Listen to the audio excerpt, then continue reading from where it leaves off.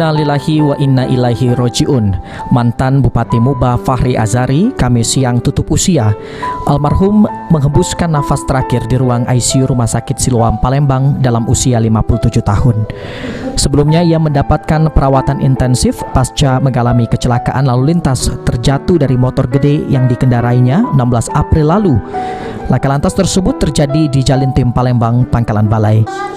Kamis sore, rumah duka yang beralamat di Jalan Sukabangun 1 ramai dikunjungi kerabat dan juga rekan, di mana pihak keluarga almarhum CEK mengaku terkejut dengan informasi meninggalnya almarhum Fahri Azari.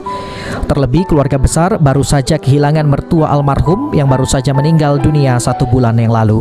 Kita ini bagi keluarga memang betul-betul ngejut karena memang Pak Fahri juga sehat, jadi kami juga tidak nyangko karena ibunya Lucy atau ibu mertua Pak Fahri juga baru meninggal, jadi mungkin belum sampai sebulan. Jadi ini betul-betul memang ujian yang berat untuk keluarga besar kami.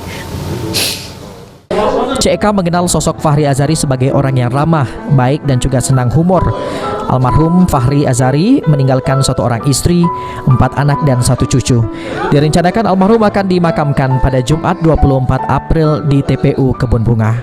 Ya, Pak Fahri ini juga senang humor, jadi kalau memang ketemu juga beliau selalu nyapa. Kalau dengan CEK misalnya kalau tempo hari kalau beliau galak makan misalnya ada apalah di Muba kan CEK juga karena protokol juga ikut ngurus, kadang-kadang berkelakar.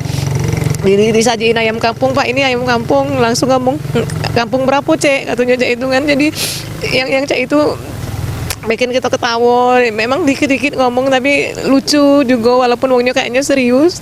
Jadi memang wong yang baik. Mungkin besok tapi jamnya belum tahu. Di sini atau di rencana di Kebun Bunga kalau insya Allah kalau kata perubahan. Julius Luman Kaul, Heru Wahyudi, PAL TV.